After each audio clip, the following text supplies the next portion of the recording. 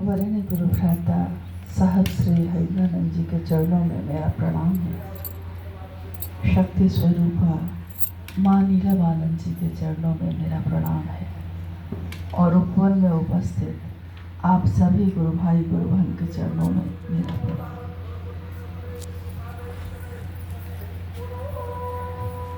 आज उपवन में जो गुरु भाई गुरु बहन उपस्थित हैं, साहब के सानिध्य में बैठे हैं, उसमें नवादा से हैं, नवादा काशीचक से।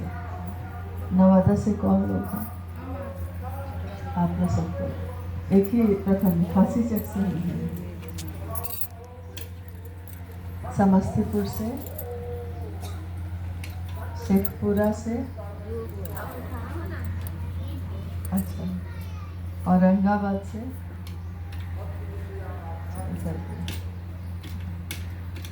धनबाद, आप लोग हैं। सीतामढ़ी से तो ये हैं और बाकी सेक्टर 1, हरमू, धुरवा, बिरसा चौक, सिंहमोर, चुटिया, कांटा टोली, कुकर, विद्यानगर, अल्मोड़ा, सेक्टर 2, हरमू, रांची के सब कोई। और जहानाबाद से कौन है? आप लोग हैं। बोकारो से, खुसरो से आप लोग। चलिए, अपने घर में हार्दिक अभिनंदन है।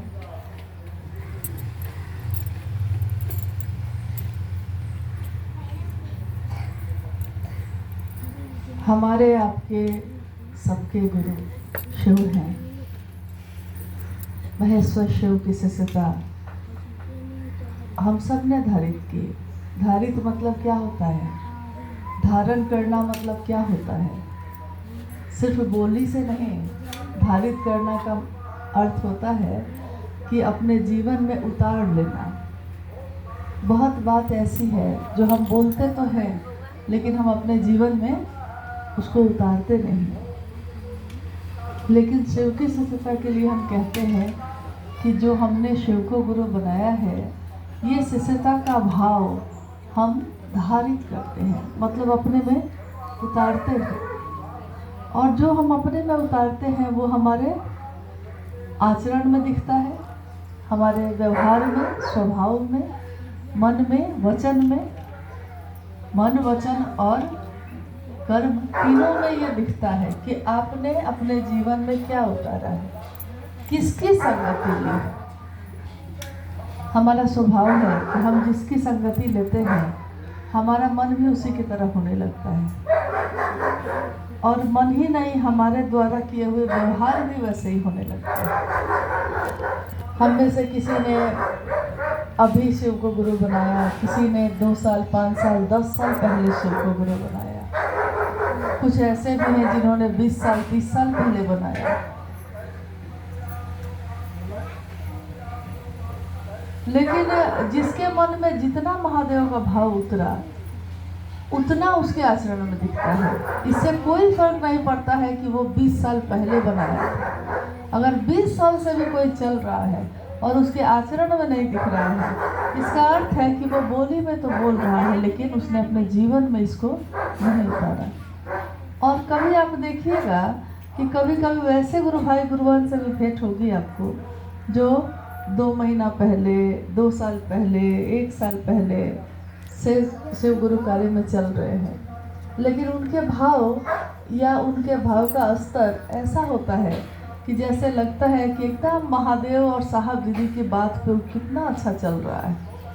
मतलब इससे कोई फर्क नहीं पड़ता कि कब हमने एडमिशन लिया है, हमने पढ़ा क्या है, इससे रिजल्ट होता है। साहब जब पढ़ते थे मुजफ्फरपुर के कॉलेज में, तो साहब ने कहा कि मेरे हॉस्टल में कुछ बच्चे वैसे थे, कुछ लड़के ऐसे थे जो 3 साल से उसी क्लास में थे।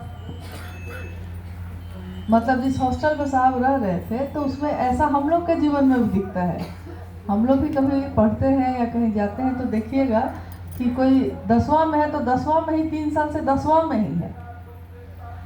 कोई बीए कर रहा है तो 10 साल बीत गया है, बीए उसका ख़त्म ही नहीं हुआ।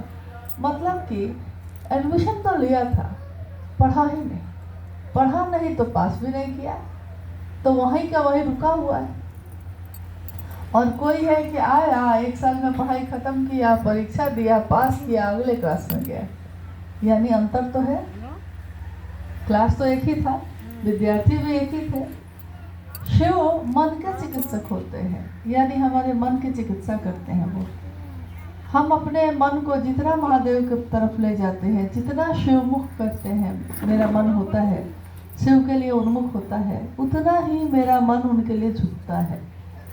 साहब ने कहा है कि गुरु चरणाम्बुज निर्भर भक्ता, मतलब गुरु के चरण कमल जो है, उस चरण कमल में भक्त शिष्य जितना झुकता है, जितना निर्भर होता है, वही उसके जीवन का आधार होता है। और जितना वो निर्भर होता है उतना महादेव उसको निर्भय करते हैं। निर्भर मतलब होता है कि पूरी तरह उन्हीं पे आश्रित हो जाना, और निर्भय मतलब होता है कि जब आपके मन से हर तरह का भय खत्म हो जाए। कितनी बार ऐसा होता है कि हमारा मन इससे भयभीत होता है कि कहीं इसके मुताबिक हम नहीं चलेंगे, इसकी बात नहीं सुनेंगे तो ये हमको छोड़ देगा। कभी लगता है ना ऐसा?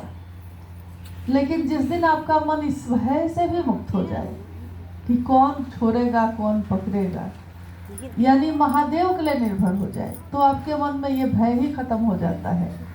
क्यों भैया दीदी हमको लेके चलेंगे कि नहीं चलेंगे? अरे साहब दीदी तो चलेंगे ना, उन्होंने तो साथ नहीं छोड़ा, मेरे महादेव ने तो साथ नहीं छोड़ा। तो हम जुड़े किससे थे? महादेव से या लोगों से? अगर महादेव से जुड़े हैं तो मन से ये भय खत्म हो जाता है, और महादेव निर्भय करते हैं, हर भय से मुक्त। अभी हर जगह शक्ति की आराधना का काल चल रहा है, हर जगह माँ भगवती की पूजा हो रही है। शिव की शक्तियाँ शिव का प्रकटीकरण है, यानी महादेव जो सूक्ष्माति सूक्ष्म सत्ता है, इन आँखों से दिखाई नहीं देते, उनकी शक्तियाँ जो है, उनकी जो ताकत है, उनका जो सामर्थ्य है, वो प्रकट होता है। यानी ऐसी चीज़ जो दिख रहा है आपको, और वैसी चीज़ जो दिख नहीं रहा है लेकिन सब कुछ संचालित वही कर रहा है। महादेव दिख नहीं रहे हैं लेकिन हर चीज उन्हीं के नियंत्रण में है। उनके नाम से ही जाहिर होता है। नाम क्या है उनका? महेश्वर। साहब ने कहा महेश्वर मतलब समझते भी हैं, बोलते तो है महेश्वर। महेश्वर मतलब ईश्वर का अर्थ होता है जो नियंत्रक हो,